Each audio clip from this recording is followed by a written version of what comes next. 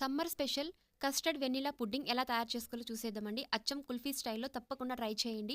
ఇక్కడ నేను కాజు, బాదం ఇలా తీసుకొని మిక్సీ పట్టుకున్నానండి కచ్చా పచ్చాగా. తర్వాత ఒక బౌల్ తీసుకొని ఇందులో కొద్దిగా పాలు యాడ్ చేసి 2 స్పూన్స్ కస్టర్డ్ పౌడర్ యాడ్ చేసి బాగా మిక్స్ చేసుకోవాలండి ఉండలు లేకుండా. తర్వాత ఒక ప్యాన్ తీసుకొని ఇందులో 1/4 లీటర్ వేడి చేసుకున్న పాలను యాడ్ చేసి ఇందులో 1 స్పూన్ షుగర్ పౌడర్, తర్వాత 1 స్పూన్ మిల్క్ పౌడర్ యాడ్ చేసి బాగా మిక్స్ చేసుకోవాలి.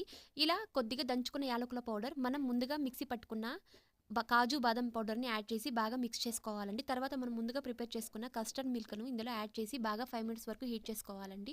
తర్వాత 2 గ్లాసులు సెట్ చేసుకొని ఇలా మనం వేడిగా ఉన్నప్పుడే ఇలా మనం ఇందులో యాడ్ చేసుకోవాలండి.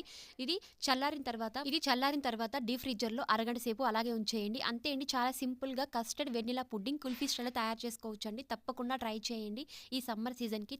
మరిన్ని ఇలాంటి వీడియోస్ కోసం ప్లీజ్ ఛానల్‌ని సబ్స్క్రైబ్ చేయండి అండ్ సపోర్ట్ చేయండి. Thank you.